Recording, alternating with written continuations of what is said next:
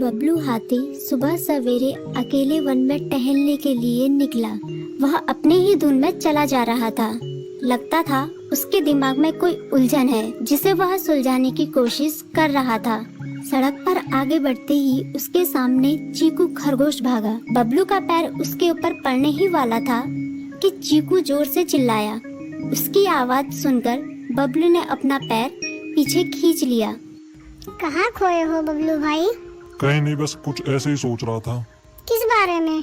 तुम जानकर क्या करोगे? शायद मैं तुम्हारी कुछ मदद कर सकूं। तुम तो जानते हो आजकल वन में कितनी चोरियां हो रही हैं, पर चोर का कोई अता पता ही नहीं है।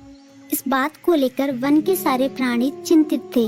वे वहाँ खुद को सुरक्षित महसूस नहीं कर रहे थे। अरे चीकू भाई, हम मजबूर हैं। हम चोर को पकड़ ही नहीं पा रहे हैं। वह बहुत चालाक है और अपने काम को बड़ी कुशलता से अंजाम दे रहा है। कहीं कोई सबूत ही नहीं छोड़ रहा। हमारे राजा इस बात को लेकर बहुत चिंतित हैं। यही कारण है कि हम सब इस बारे में सोच रहे हैं। अब तुम मेरी इसमें क्या मदद कर सकते हो? मैं कुछ सोचता हूँ, हो सकता है मुझे कोई उपाय सूझ जाए। प्रयास करने में कोई हर्ज तो नहीं है। तुम ठीक कहते हो चीकू, लेकिन वन के गुप्तचर भी अभी तक इसका कोई हल नहीं निकाल सके। इतना कहकर वे चुप हो गए। बबलू की बातों ने चीकू को सोचने के लिए मजबूर कर दिया।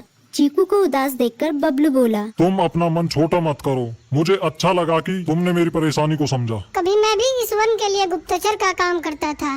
एक बार मेरी टांग टूट जाने से मेरे अंदर फुर्ती नहीं रही। तब से मैंने यह काम छोड़ दिया। चीकू, तुम चाहो तो यह काम दोबारा कर सकते हो। वन के प्राणी ज्यादातर दिन में भोजन की तलाश करते हैं, वे रात को आराम करते हैं। तुम दिन रात दोनों में ही भोजन की तलाश में निकल सकते हो सकता है रात को तुम्हें कुछ ऐसी बातों का पता चल जाए जो हमारे काम की हो। हाँ बबलू, तुम ठीक कहते हो। मैं आज रात को वन में घूम कर इस बात का पता करने की कोशिश करता हूँ। थोड़ी देर बातें करके चीकू अपने बिल की ओर बढ़ गया और बबलू अपने रास्ते चला गया। चीकू के दिमाग में अभी तक बबलू की कई बातें घूम रही थी। उसे समझ नहीं आ रहा था वह बबलू की मदद कैसे करे। दिन भर वह उसी उधेड़-बुन में लगा रहा।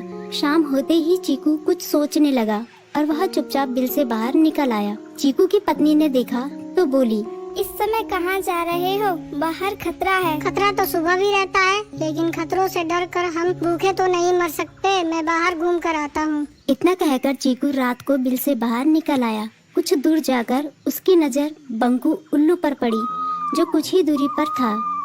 वह पेड़ की डाल पर बैठा अपनी गर्दन चारों तरफ घुमा रहा था। वह तेजी से पेड़ की एक डाल से दूसरी डाल पर उड़ रहा था। बंकू की नजर उस पर नहीं पड़ी थी। कुछ सोचकर चीकू पेड़ के पीछे से बाहर निकलकर थोड़ी खुली जगह पर आ गया और वहां से बंकू उल्लू को देखने लगा। बंकू ने चीकू को अंधेरे में भी देख लिया, पर उसने उसमें कोई उत्सुकता नहीं दिखाई और अपनी गर्दन चारों ओर घुमाता रहा। चीकू बड़ी देर तक बंकू की हरकतों पर नजर रखे रहा।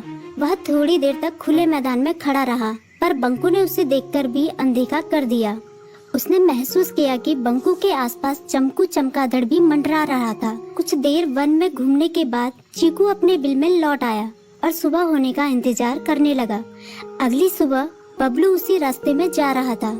रास्ते में चीकू उसका इंतजार कर रहा था। आज बड़ी जल्दी आ गए बबलू। हाँ, आजकल मुझे चिंता की वजह से नींद नहीं आती। कोई नई खबर है क्या? यकीन से तो मैं नहीं कह सकता, पर मैं तुम्हें ऐसे प्राणी का नाम बता सकता हूँ जो शायद चोरों की मदद कर रहा है। कौन है वो? बंकू उल्लू। इतना कहकर चीकू ने रात की घटना उसे ज्यों की त्यों सुना दी। इसे सुनकर बबलू का माथा ठनका। बबलू की आंखें चौंधिया गई। तुम ठीक कह रहे हो। मुझे आज रात बंकू और चमकू पर नजर रखनी होगी। इतना कहकर वे दोनों अपने अपने रास्ते चले गए। बबलू रात को अपने साथियों के साथ बंकू पर नजर गड़ाए रहा।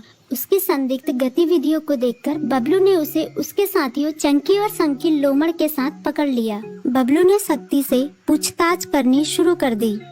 तुम इस समय बंकू चमकू के साथ क्या कर रहे हो? हम चारों दोस्त हैं, इसलिए साथ बैठकर बातें कर रहे हैं।